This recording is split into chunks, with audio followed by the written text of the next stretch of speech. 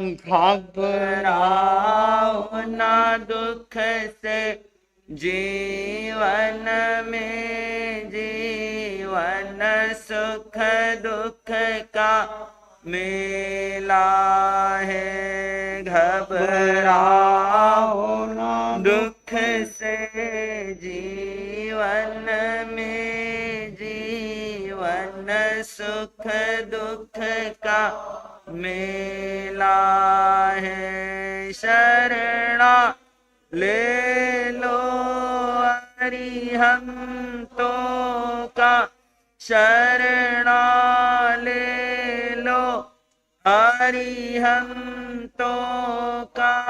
क्या करता व्यर्थ झमेला है, प्रभु सिमरण की वेला है।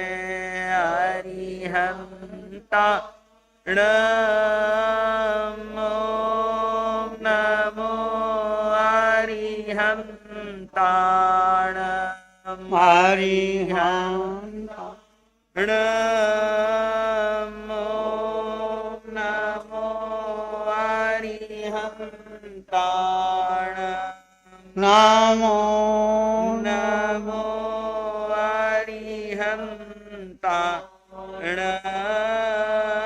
नमो नमो, अरिहंता। अरिहंत परमात्मा महाविधि क्षेत्र में विराजमान, जिनकी अनंत अनंत कृपा हम सब पर बरस रही है, उस प्रभु की अनंत करुणा, अनंत मैत्री, अनंत ज्ञान को अनंत अनंत नमन, प्रार्थना कृतज्ञता के भाव। शासनपति भगवान महावीर, जिनका धर्म शासन, धर्म संग, धर्म तीर्थ में हम सब पंचम काल में प्रभु की वाणी को सुनते हैं, उनकी साधना, उनका ज्ञान, उनकी मंगल मैत्री हमारे भीतर आती है। उस प्रभु महावीर का अनंत अनंत उपकार है हमारे लिए। प्रभु सिद्ध बुद्ध और मुक्त हो गए हैं, परंतु आज भी इस पंचम काल में भगवान महावीर की वाणी पूरे विश्व में अहिंसा, सत्य, अनेकांतवाद यदि जीवन में अपना लिया जाए तो विश्व में शांति हो सकती है। प्रभु को अनंत अनंत नमन, वंदन, प्रार्थना, कृतज्ञता के भाव। आज हम चर्चा करेंगे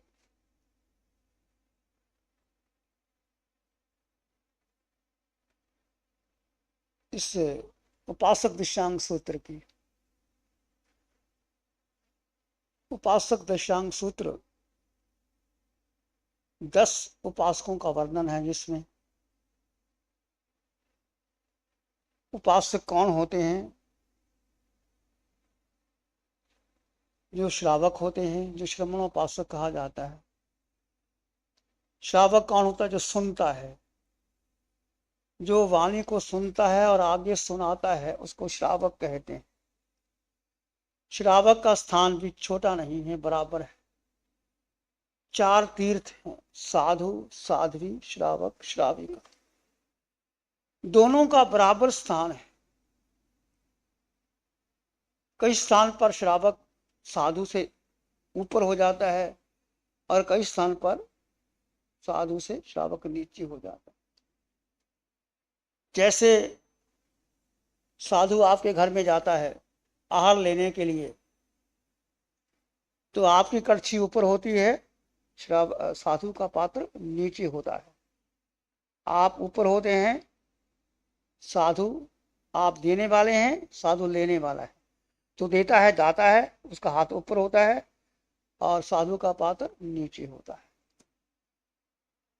परंतु जब आप साधु के पास आते हैं, स्थानक में आते हैं, कहीं मिलते हैं, तो क्या होता है, साधु का स्थान ऊंचा हो जाता है और आप नीचे बैठ जाते हैं। इसका अर्थ क्या हुआ, उस समय साधु के पास जब आप आते हैं, साधु आपको धर्म का उपदेश देता है, भगवान की वाणी सुनाता है और आप विनम्रता से सुनते हैं। उस समय साधु का स्थान ऊपर हो जाता है और आपका स्थान नीचे हो जाता है। एक व्यवहार दृष्टि है, पर दोनों ही बराबर है। साधु साध्वी, श्रावक श्राविका, तीर्थ है, इसको तीर्थ कहा जाता है। भगवान महावीर ने धर्म देशना दी। तीर्थंकर तीर्थ की स्थापना करते हैं। लोगस के पाठ में आता, आपने लोगस उज्जोए गरे धम्म तीर्थ अरे जिने अरिहंते कित्ते संग 24 के बलि। लोग का उद्योत करने वाले, प्रकाशित करने वाले, अपने ज्ञान रूपी हृदय से, वाणी से अमृत बसाने वाले, लोगस, लोग को उद्योत करने वाले, प्रकाशित करने वाले, धम्म तीर्थ अरे जने, धर्म तीर्थ की स्थापना करने वाले, अरिहंते कित्ते संग 24 मैं अरिहंतों की कीर्तन करता हूं, वंदन करता हूं, प्रार्थना करता हूं। 24 तीर्थंकर, ये लोगस के पाठ में पहला सूत्र आता है। तो कीर्तन का अर्थ वंदन, नमन, प्रार्थना, उपासना आ जाती। तो तीर्थंकर तीर्थ की स्थापना करते हैं। तीर्थंकर जो तीर्थ की स्थापना करते हैं। नमोथनम के पाठ में भी आप सुनते हैं कि तीर्थंकर तीर्थ की स्थापना करते हैं। तिन्नानंग तारियानंग बुद्धानंग बोयानंग मुत्तानंग मरेगा, जो स्वयं तर चुके हैं औरों को तारते हैं, स्वयं बुद्धि को प्राप्त हो चुके हैं औरों को बुद्धि देते हैं, स्वयं मुक्त हो गए हैं औरों को मुक्ति दे रहे हैं। तीर्थंकर, तीर्थंकर का पद जैन दर्शन में, जैन धर्म में सर्वोच्च पद, उच्च पद है। पर तीर्थंकर ईश्वर नहीं हो। जैन दर्शन में ईश्वरवाद को नहीं माना जाता। वैदिक दर्शन में ईश्वर को महत्व दिया जाता है कि ईश्वर अवतार लेता है, उसकी कृपा होती है, ईश्वर आपको जो चाहे वो करवा सकते। गुरु ग्रंथ साहब में भी गुरु को बहुत महत्व दिया जाता है। एक ओंकार सत्य नाम करता पुरख निर्भय निर्वैर अकाल मूर्ति अजौनी सुभंग गुरु प्रसादी। जो गुरु नानक का वाणी है उसमें वही एक ओंकार सत्य नाम, तो ईश्वर है, जो गुरु है वो एक है, सत्य है, अकाल मूर्ति, अजोनी, सौभांग स्वभाव से होता है वो, और गुरु प्रसादी, गुरु की कृपा से होता है। जैन दर्शन में कृपा को महत्व नहीं दिया गया, पुरुषार्थ को महत्व दिया। व्यक्ति अपने पुरुषार्थ से, एक स्वयं कोई भी व्यक्ति तीर्थंकर बन सकता है। कोई भी व्यक्ति तीर्थंकर बन, तीर्थंकर उपार्जन के 20 बोल है, 20 में से एक की आराधना कर ले, तीर्थंकर बन जाता। तो हमारे यहाँ तीर्थंकर पद सर्वोच्च है, सबसे ऊंचा है। और इस दो काल है, उत्सर्पणी अवसर्पणी। आजकल अवसर्पणी चल रहा है। अवसर्पणी का मतलब है कि उस काल में ह्रास का काल है। व्यक्ति, वस्तु, स्थान, विचार उच्च नहीं नीचे जाते हैं। उत्सर्पणी का अर्थ है ऊपर। आपने सांप को देखा होगा, सांप ऊपर से मोटा होता होता नीचे पूंछ छोटी हो जाती, और नीचे से जाओ तो छोटी होती होती ऊपर बड़ा हो जाता है। उस सर्पणी में नीचे से ऊपर और सर्पणी में ऊपर से नीचे। 10 करोड़ कोटि 20 करोड़ कोटि सागर में उस सर्पणी और सर्पणी काल का गिनना की जाती, परंतु इस आर्य में, चौथे आर्य में भगवान महावीर का सर्पणी काल में पदार्पण होता है। चौथे आर्य में तीर्थंकर भगवान महावीर पधारते हैं। भगवान महावीर जब वाणिज्य ग्राम में पधारे, उस समय बिहार में वाणिज्य ग्राम बहुत बड़ा ग्राम था। भगवान महावीर जैसे वाणिज्य ग्राम में पधारते हैं और लोगों को पता चलता है, जैसे जंगल में आग लग जाती है, पता लगा कि भगवान पधार रहे हैं, भगवान पधार रहे हैं, और राजा को सूचना मिलती कि भगवान आते हैं। जिस शत्रु राजा भगवान महावीर का अनन्य उपासक था, उनको भी पता लगा और बहुत लोग जाने लगे। उसने भी जब पता लगा, उपदेश हुआ, तो शास्त्र में वर्णन आता है, उन्होंने राजमहल में जाकर के स्नान किया, चंदन उबटन लगाया, कपड़े सुंदर कपड़े पहने, श्रृंगार करके, और अपने गजरतन हाथी पर सवार होकर के अपनी तरंगी सेना के साथ भगवान महावीर के दर्शन करने जाता है। विजय करने के नहीं जाता, भगवान के दर्शन करने के लिए जाता। राजा भी गया, बहुत से श्रावक भी भगवान के दर्शन चलते हैं। तो भगवान महावीर जहाँ विराजमान थे, वहाँ वो जाने से पहले जब वो जाता है, तो जब भी आप किसी साधु के पास जाओ तो 5 बातों को आपको ध्यान देना होगा। 5 बातें कौन कौन सी? सचित का त्याग, अचित का विवेक। सचित का मतलब कोई भी ऐसी वस्तु जिसमें जीव वगैरह होते हैं, उसका आपको उपाश्रय में नहीं लेके जाना चाहिए। जो अचित है उसका विवेक। तो जितशत्रु राजा जब भगवान के समसद में जाता है, जो सचित वस्तु है उसको बाहर रख देता है। और अचित का मतलब जैसे उसके पास तलवार है और मुकुट है, सब है, उसको भी उतार देता है। फिर वो क्या करता है, उत्तरांश अपना दुपट्टा के ऊपर एक ऐसे, जैसे आप मंदिर मार्गी जब जाते हैं, आप देखते हैं भगवान की पूजा करते हैं तो मुंह पर एक वस्त्र बांध लेते हैं, उत्तरासन। ये एक प्रतीक है शुद्धता का, पवित्रता का। कोई भी जब आप जाते हैं, मंदिर में जाते हैं, तो पुजारी या आप लोग जाए, नंगे मुंह नहीं जाते, उसको एक कपड़ा बांध लेते हैं पूजा करने। तो जिससे राजा ने भी उसको ऐसे बांध दिया। तो हमारे यहाँ जैन दर्शन में मुख वस्त्र का, जैसे स्थानकवासी समाज में मुख वस्त्र का एक प्रतीक है कि मुख वस्त्र का क्यों पहनते हैं, कि जैसे आप किसी के पास जाते हैं, उससे विवेक रहता है, बातचीत करते समय कोई थूक वगैरह नहीं पड़ता, कोई जर्म्स वगैरह नहीं आते, एक विवेक रहता है।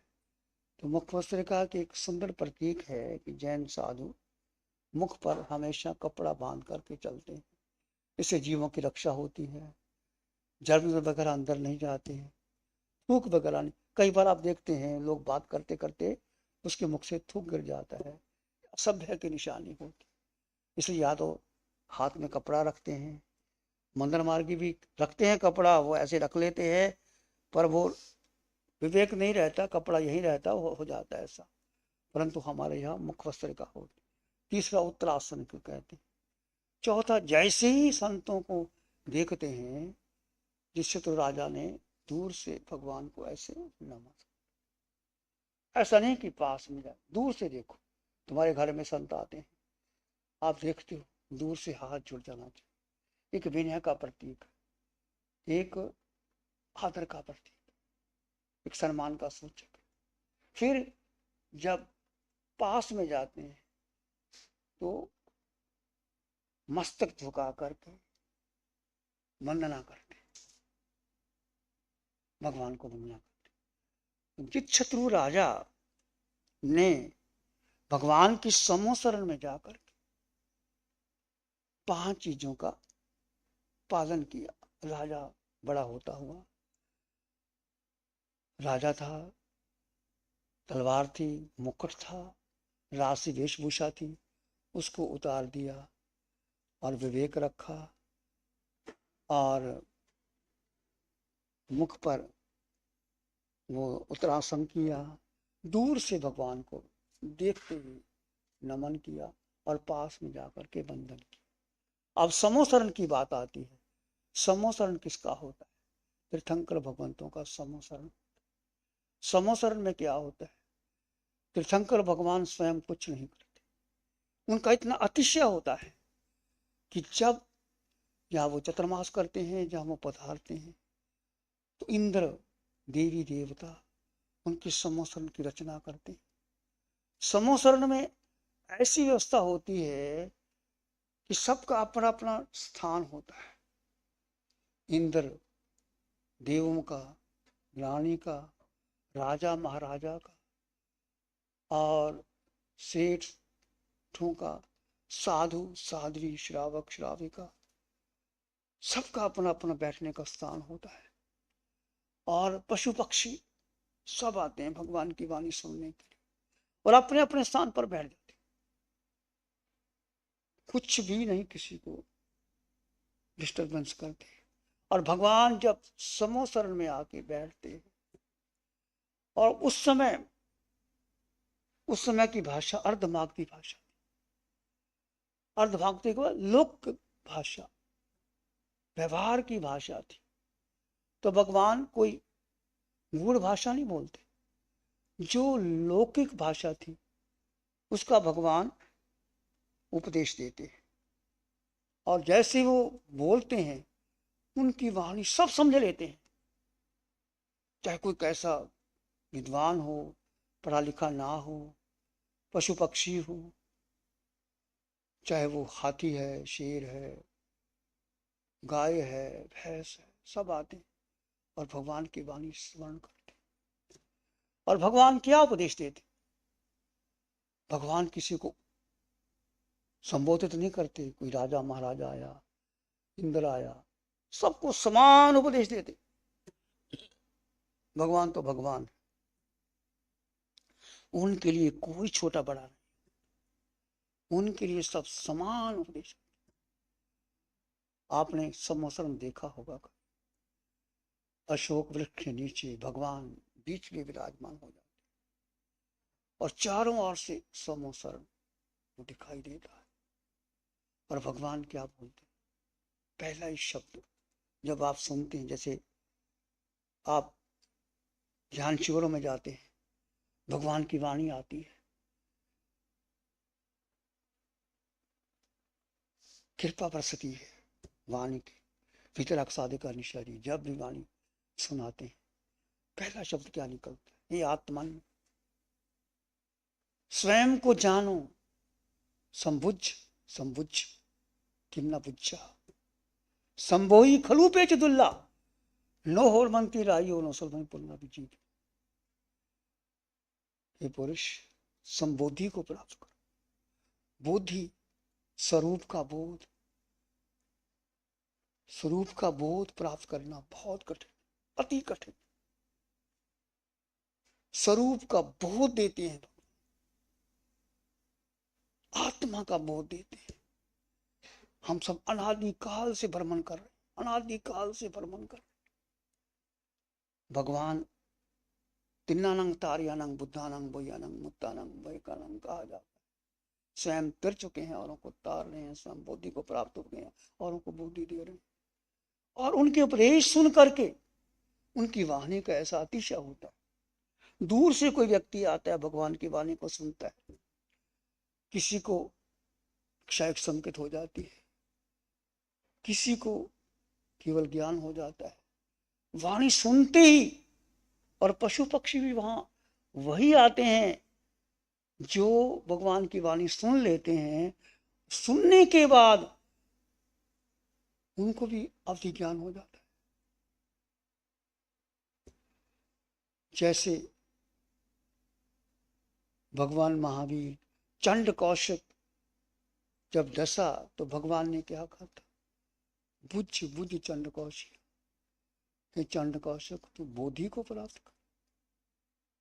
बोधि कहते ही उसको जाति समझ ज्ञान हो गया। ओहो, मैंने कितना क्रोध किया, मैं कहां से कहां आ गया, इतना क्रोधी बन गया क्षमा को धारण कर लेता है, भगवान को डंक मारता है। भगवान कितने करुणाशील से कहते दूध की धारा निकली, और स्वयं भगवान जाते हैं। लोगों ने कहा था प्रभु इधर जगह ना जाओ, भगवान तारने के लिए वहां खड़े हो जाते हैं, और उसका अहंकार और प्रदीप्त हो जाता है कि मुझे नहीं समझते, डंक मारता है। भगवान शांत हो जाते, बुझ बुझ चंड कौश बुद्धि को प्राप्त कर। ऐसे भगवान महावीर का समूह चौथ उस काल उस समय में तेनंग कालेनंग तेनंग समय में, उस काल और उस समय में, काल का मतलब क्या है, वो आ रहा, और वो समय सारे सूत्रों में आपको बताया जाता है। तो ये सूत्र भूमिका में आपके सामने सुना रहा हूं। इस सूत्र में जिसको हम सुनेंगे, इसमें श्रावकों का कर्तव्य क्या है, क्या श्रावकों को करना चाहिए, कैसे उनके जीवन में कर्तव्य का पालन करना पड़ता है, कैसे वो नियमों का पालन करते हैं, कैसे वो अंतिम सलेखना लेते हैं, कैसे उनका समाधि मरण आता है, कैसे अपने जीवन को साधते हैं, कितना उनका भरपूर राज्य होता है, इसका सब वर्णन किया जाएगा। और इसमें पहले श्रावक अनंत श्रावक वो कैसे भगवान के समूह शरण में जाते हैं, शत्रु राजा गया, और कैसे उनकी चर्चा फिर हम कल सुनेंगे, ध्यान करेंगे थोड़ी देर के लिए। आंखें बंद, मन वचन काया शांत, शरीर शांत, विचार शांत, सृष्टि शांत, वातावरण शांत, हर दिशा हर किनारा शांत शांत शांत। सिर के सिरे से पांव के अंगूठे तक अपने भीतर शुद्ध चेतना का एहसास कीजिए।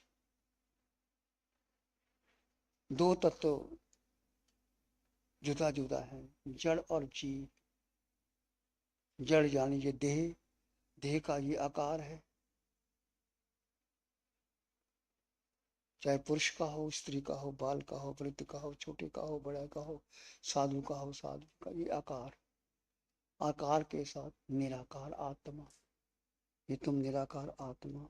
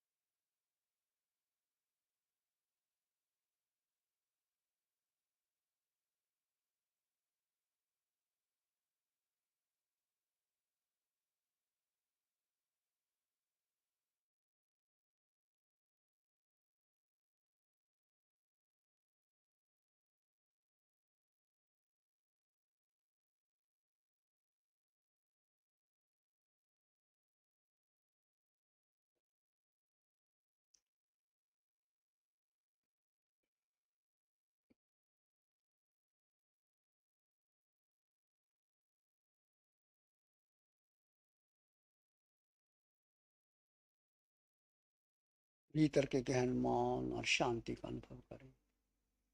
कोई विचार आए तो आने दें, जाए तो जाने दें।